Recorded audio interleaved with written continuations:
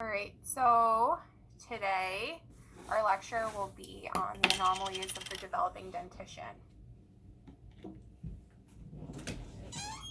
So here's our first case. It's a 7-year-old patient that comes in and he says, I don't like the color of my front teeth. He was referred by the general dentist for an evaluation. He loves to eat gummies. Sorry, I'm just adding some people. Hitting everyone. And his past medical history is non-contributory. So here is the clinical and radiographic presentation. Do you guys notice anything clinically on the patient in terms of like the color of the teeth? Any thoughts? So here you can notice that the teeth are a little bit more like translucent in color. Does anyone have any ideas what the diagnosis might be?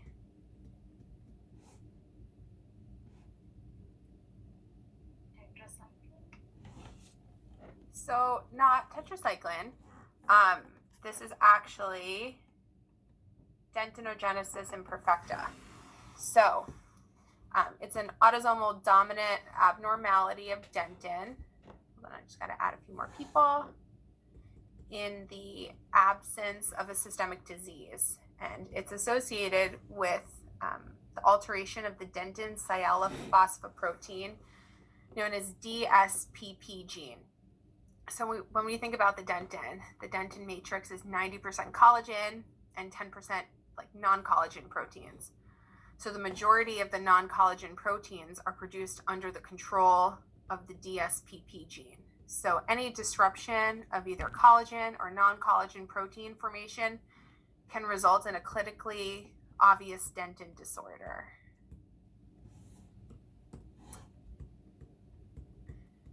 So let's talk a little bit about dentinogenesis imperfecta. What is it?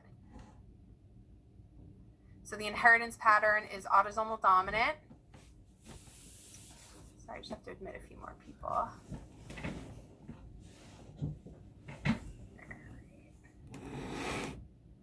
The gene affected, like we talked about, is that DSPP gene. There is an absence of systemic disease, and it typically affects like the structure of the dentin. So it's in the histodifferentiation stage of development that's affected here. So you guys have probably all heard of Shields classification. The widely used Shields classification includes 2 forms of dentin dysplasia. So we'll abbreviate that as DD1 and DD2, and 3 patterns of dentinogenesis imperfecta, DGI1, DGI2, and DGI3. However, with the advances in the genetics of tooth formation, the Shields classifications are slowly becoming obsolete. So we have DGI1. With this new advances in genetics, they're finding that DGI1 is actually osteogenesis imperfecta with opalescent teeth. So it's caused from a genetic mutation affecting the formation of collagen. So now we're going to get into DGI2, which is related again to that DSPP gene. So actually, dentin dysplasia 2, dentinogenesis imperfecta 2, and dentinogenesis imperfecta 3 all seem to be related to variations of this DSPP gene and are proposed to represent like varying degrees of severity of the same disease, dentinogenesis imperfecta. So kind of what we just talked about, DGI 2 and 3 are related to that DSPP gene. But as we get into DD1, dentin dysplasia 1, it does not appear to be associated with the DSPP gene or a gene that controls collagen formation. But the dentin dysplasia 2 is related. So dentin dysplasia 2 is like the mildest end of the spectrum. Dentinogenesis imperfecta 2 is kind of in the middle, and then the dentinogenesis imperfecta type 3 represents kind of the more severe end of like the disease process. And those are all related to that DSPP gene. So we're going to go into a little bit more detail about that, but I just wanted to give you just like a background as to the new classifications. Would you mind just repeating like the severity of them? Yeah, sure. So dentin dysplasia 2 is kind of like the mild end of the spectrum. Dentinogenesis imperfecta.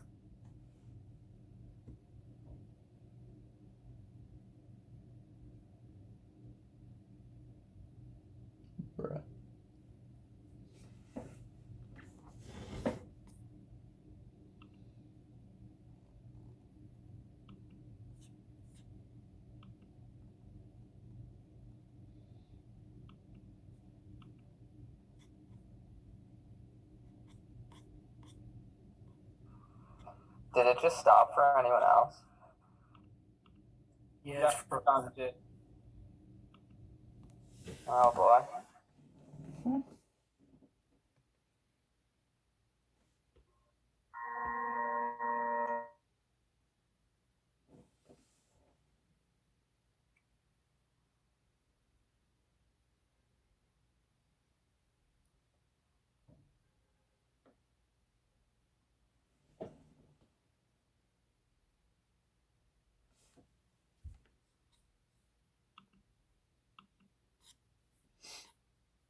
Frida, I think she's out.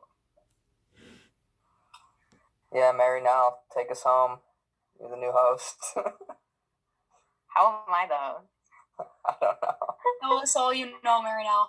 Oh my god. Can we like, do we have to like invite her in or something? No.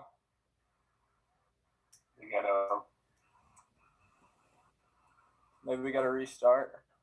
Marinelle, is there anyone in the waiting room? Let me try to see. Where would I find that waiting room? I think it pops up on the top of your screen when Okay. someone's chilling in a waiting room. So if you don't get an invite, then no one's there. Okay.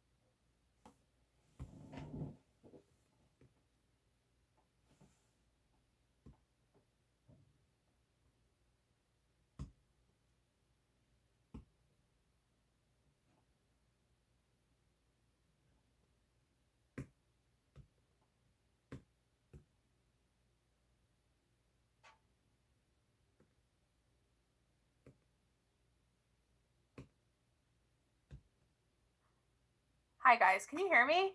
I'm sorry, my internet dropped. Hey, yeah. I'm so sorry. Can you hear me though, or is it coming in like weird?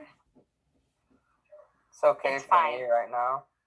Okay. All right. I'm so sorry. I had a little bit of a technology malfunction, and unfortunately, that's the reality of kind of doing things virtually. So thank you for bearing with me. So we're going to get back into this here. All right. Does anyone have any questions on kind of, the Shields classification? No? Okay. Please stop me if you guys do.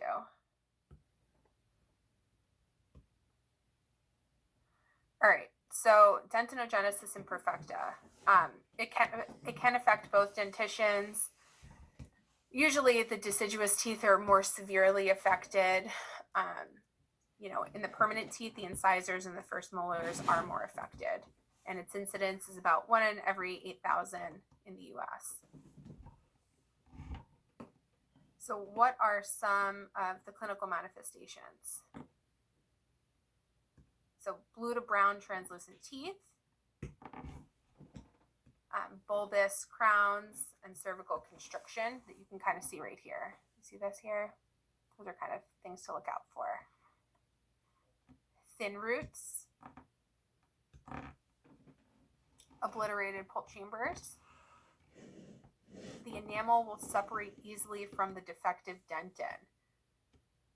Although the enamel is normal, it often is lost prematurely because of an altered enamel dentin junction between the two. So it'll kind of separate a little bit more easily. You find a little bit more attrition with the exposed dentin, enamel hypoplasia, even pre-eruption of the teeth. Periapical abscess is common. Thistle tube shaped pulp chambers and pulp stones can form over time. And some cases of expanded pulps are called shell teeth. So you'll see that the enamel of these shell teeth have a normal thickness, but basically the pulps are really large in that case and expand to form really, really thin dentinal walls. So what are some syndromes that might be associated with dental manifestations that can look like dentinogenesis imperfecta? I'm sorry. So there's also osteogenesis imperfecta. It's a syndrome that's most frequently associated with the dental manifestations, but there's also a few more, such as Ehlers-Danlos, Goldblatt syndrome, and Schmicke immuno-osseous dysplasia. So what you might see is that the teeth might look similar. So let's go into a little bit more about osteogenesis imperfecta. So in osteogenesis imperfecta, dental alterations are related to mutations in the collagen genes. This groundbreaking research has confirmed that osteogenesis imperfecta with the opalescent teeth is just a separate disease from dentinogenesis imperfecta. But clinical manifestations of the teeth will look pretty much like dentinogenesis imperfecta. So we talked about the opalescent translucent teeth. Blue sclera is a very much characteristic thing that you would find in these patients. Fragile bones, bowed legs, and scoliosis as well. So some things that you really want to look out for as a provider is that active or passive immobilization is contraindicated due to the risk of bone fracture in these patients. So if a child presents with opalescent teeth, has no family history of dentinogenesis imperfecta and or a positive history of bone fractures, feel free to refer the patient for an evaluation to rule out osteogenesis imperfecta. So just some clinical tips to look out for. So here, let's go into dentinogenesis imperfecta type 2. So the Whitcup classification is known as the hereditary opalescent dentin. So the permanent teeth appear more normal clinically, but the deciduous teeth have various resemblance. Thistle tube shaped pulp chambers can develop pulp stones over time in the permanent teeth, and there is a risk of periapical abscess. Whereas in the type 3, this is more of that shell teeth kind of appearance that we talked about briefly before. The Whitcup classification of this is the Brandywine isolate. The shell teeth, typically is seen in the deciduous teeth in the primary dentition and can have multiple pulp exposures. But the pulp chambers do obliterate with age as the patients get older. So remember how we talked about the severity? This would be more of the severe clinical manifestations. So in terms of treatment options, in the primary dentition, stainless steel crowns are frequently used to prevent excessive wear of the molars. This should be initiated once wear is apparent on the molars. For some children, it could be as early as 2 years of age, whereas for others, it could be later. Abscessed primary teeth requiring pulp therapy could occur, but also, extractions could be a recommended treatment option as well. If parents are concerned about aesthetics in the primary dentition, certainly there are options for like anterior restorations, like strip crowns as well. So in terms of the permanent dentition, bleaching procedures have been used to lighten the color of the teeth, followed by composite or porcelain veneers. As adults, most individuals require full coverage crowns and frequently root canal therapy. So every effort should be made to maintain the teeth as long as possible to maximize treatment options for these individuals as an adult. Just some clinical things to think about. So now we're going to go on to our next patient. He's 12 years old. He said his tooth is hurting. He recently immigrated from Iran. It's his first dental visit, and his past medical history is non-contributory. So what are your thoughts here? Does anyone want to comment on kind of like the root structures that we see here?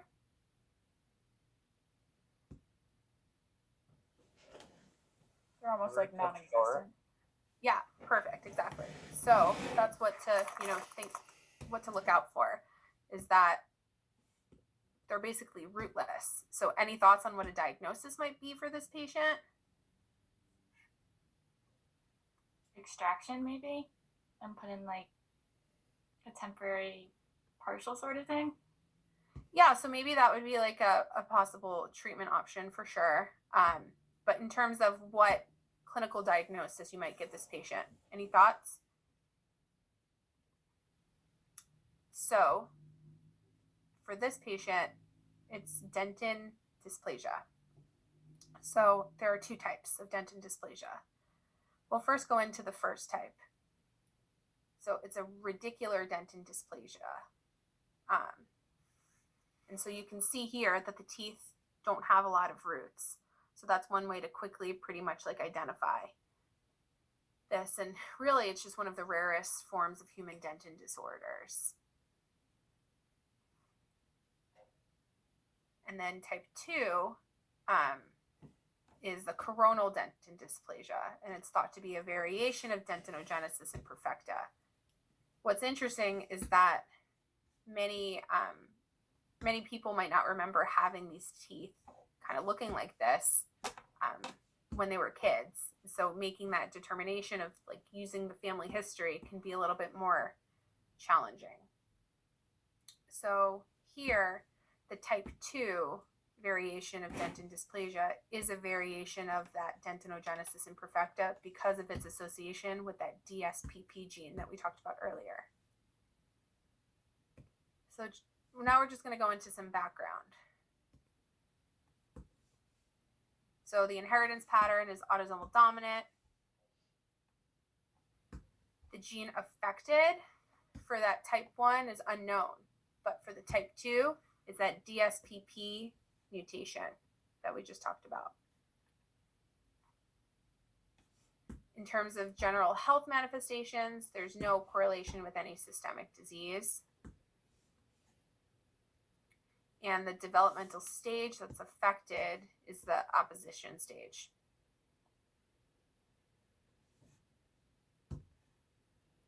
So, in the type 1 manifestation, the crowns are normal. There's absent pulp chambers. There's that extreme mobility because of the short roots, and the teeth can prematurely exfoliate.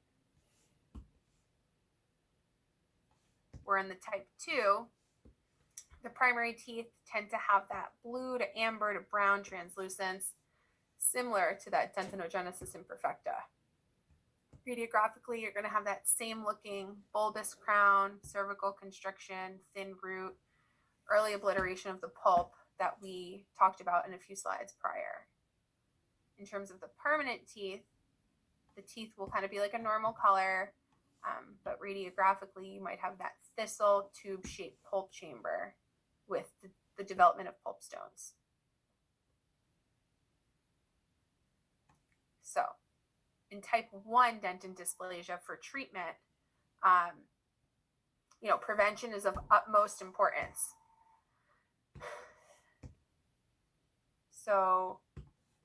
as a result of the shortened roots, early loss from periodontitis is really frequent.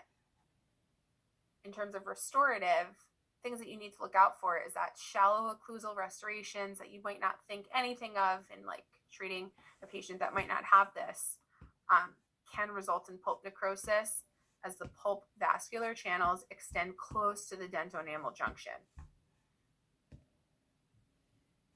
And in terms of endodontic therapy, teeth without short roots require mechanical creation of kind of that root canal path, whereas teeth with the short roots, root canals are not possible. So in that case, you'd want to do like a retrograde amalgam as well as like a periapical curettage. So things to just kind of consider, but really meticulous oral hygiene must be established really early and maintained for these patients. So in type 2 dentin dysplasia, if you want to think about like prosthetics, you can think about like an overdenture in cases where it might be a little bit more severe. You'd recommend utilizing fluoride releasing glass ionomer cement, also dentures as well.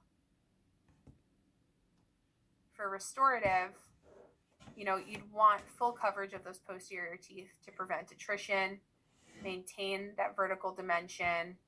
You can do like a resin buildup on the anterior teeth. Also, you can do porcelain crowns as well. And in terms of endo,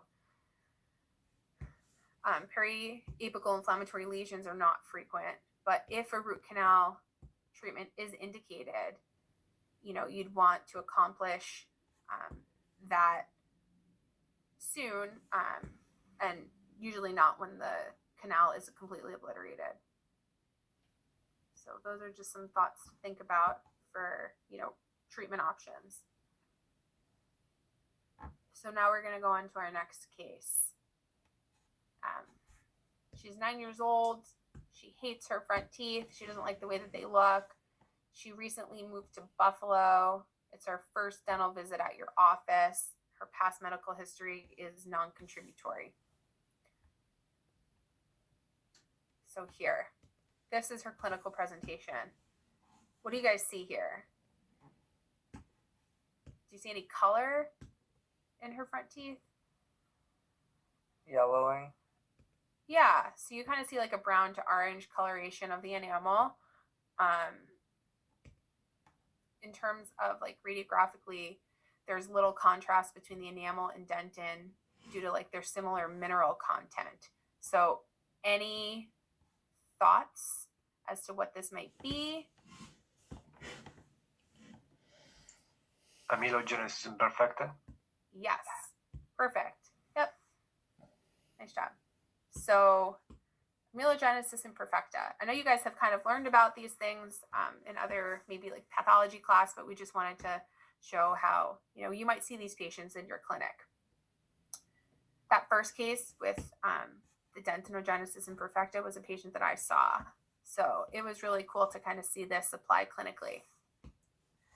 So in terms of amelogenesis imperfecta, it refers to the genetic alterations in enamel formation, which is unrelated to a systemic disorder or a syndrome. It has like various inheritance patterns, which could include autosomal dominant, autosomal recessive, and X-linked, and there are 10 genes associated with AI.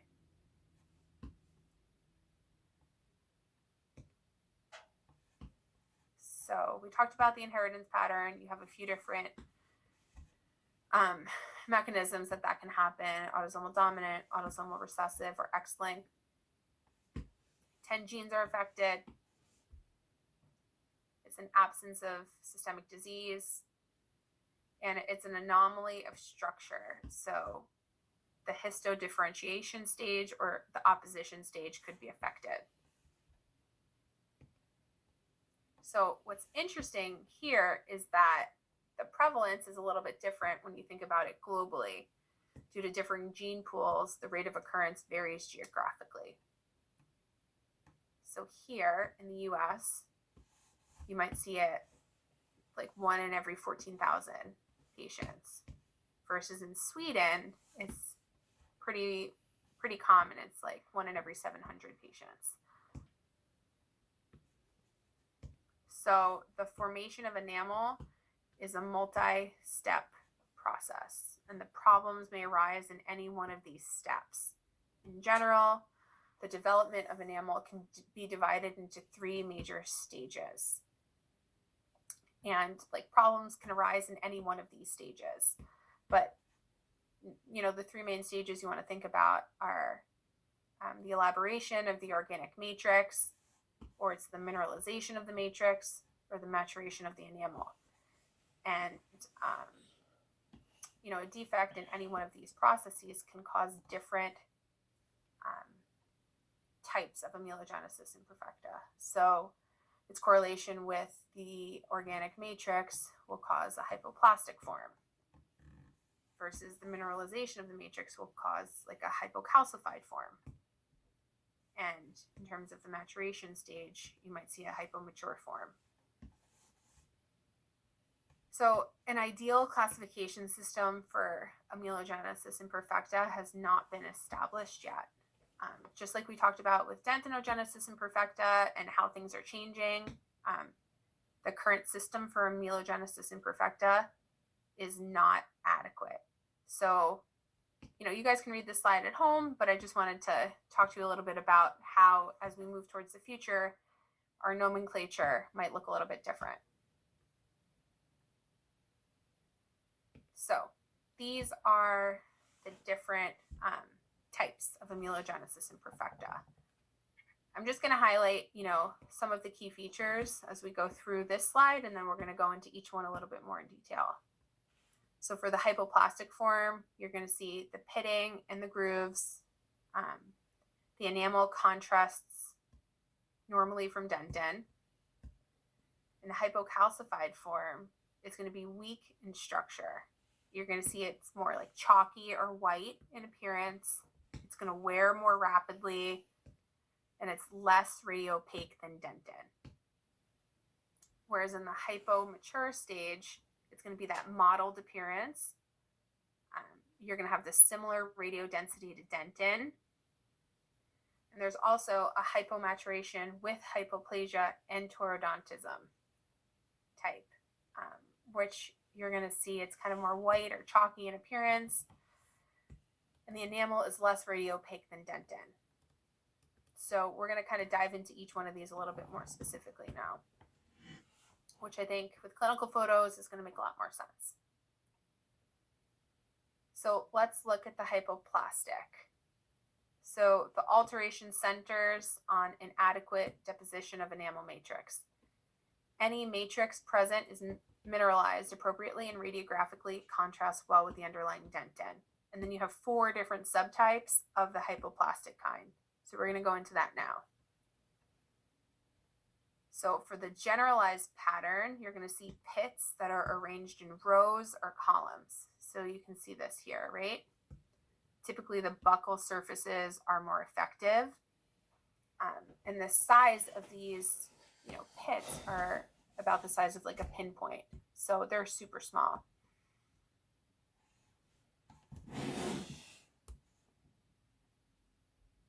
So now you're going to have a more localized pattern. In the localized hypoplastic amelogenesis imperfecta, it's going to demonstrate horizontal rows of pits in a linear depression. So kind of like here, located in the middle third of the buccal surfaces of the teeth. You can kind of see that right here. And then usually the incisal edge or the occlusal surface is not affected. So you can see that here, right? The incisal edge is spared. So now we have the generalized thin variant, where the enamel is extremely thin. One way that you can think about it to help identify it on radiographs more easily is that the teeth are kind of shaped like crown preparations, and they demonstrate open contacts. So you can see like an open contact here, here, here. Sometimes patients can have anterior open bites, like you can see here. Radiographically, a thin peripheral outline of radiopaque enamel will be noted on some teeth. Often unerupted teeth can exhibit resorption sometimes.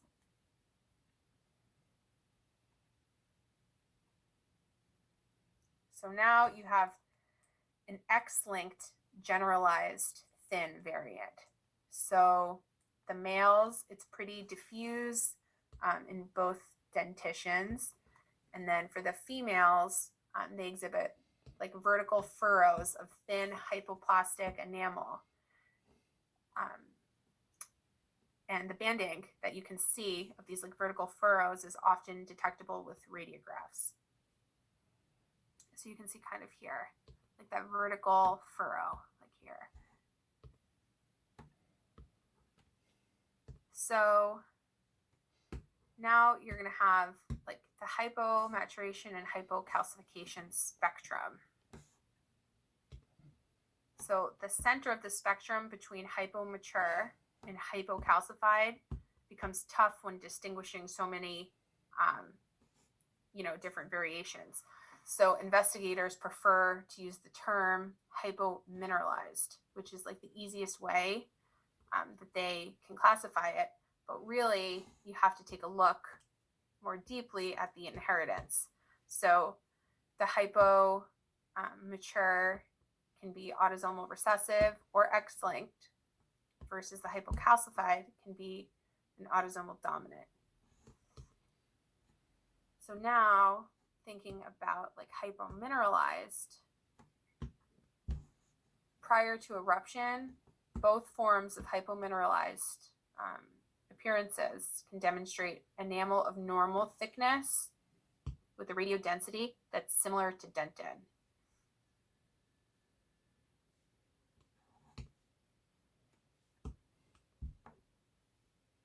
So when you think about hypomature, amelogenesis imperfecta, the affected teeth have varying clinical presentations. Sometimes they can resemble fluorosis, which can make it like a little bit difficult to diagnose. But we're going to go into the different forms of the hypomature amelogenesis imperfecta in the next slide. So there's totally a variation here in the hypomaturation variant. So as you can see in these different clinical photos, there are 4 different subtypes, which we're going to go over. You have the pigmented, the snow-capped, the X-linked for the females, and the X-linked for the males. So I'm just going to kind of shout out a few of the general characteristics. So for the pigmented, they're mottled. They have that brown color you can see here. There's rapid enamel loss upon eruption. So for the snow-capped, you're going to see a white opaque enamel on the incisal or occlusal 1/4 or 1/3 of the crown. So you can see that right here. So for the X-linked females, you're going to have the vertical bands of white, opaque enamel, and translucent enamel. So these bands can be seen with transillumination. And then for the males, the permanent teeth typically are more opaque yellow and may darken with age.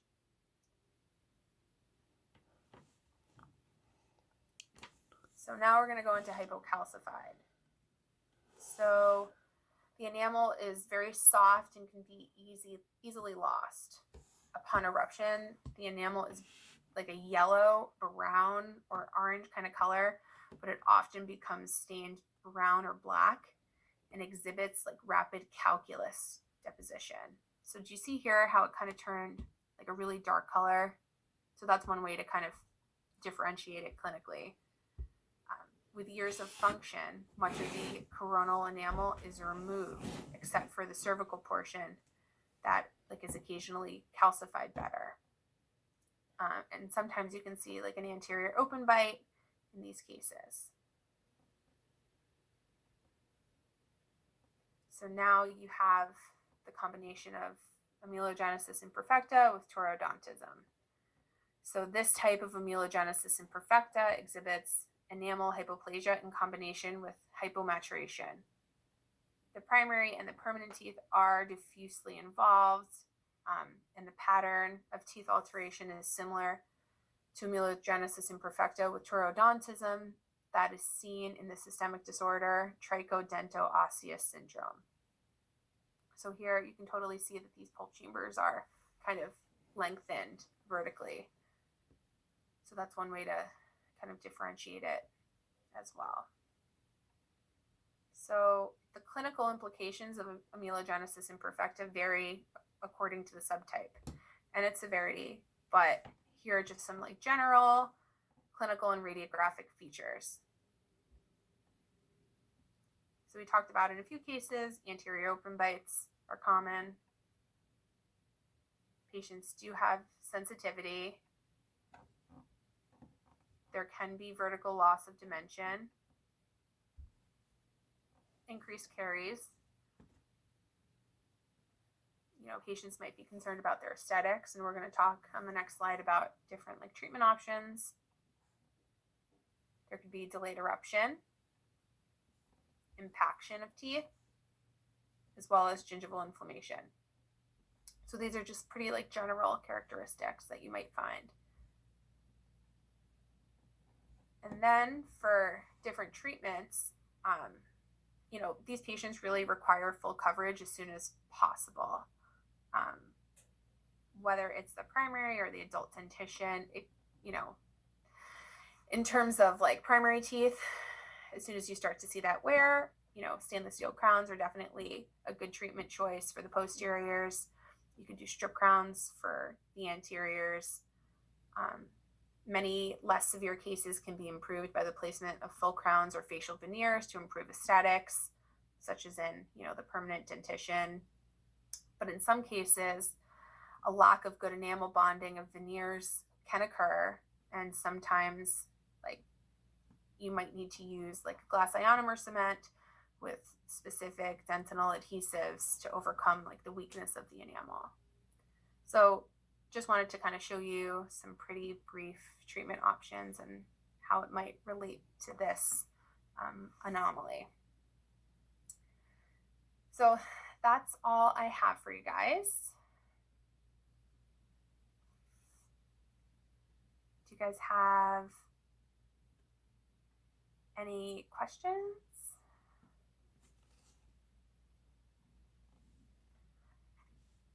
I do want to let you guys know, I'm sorry about the internet kind of crashing. I'm sorry about that. But Dr. Tammy did want me to relay that if you guys are interested in having, a session to go over your exams or quizzes, certainly, email Marlene and specifically say that you want to go over quizzes.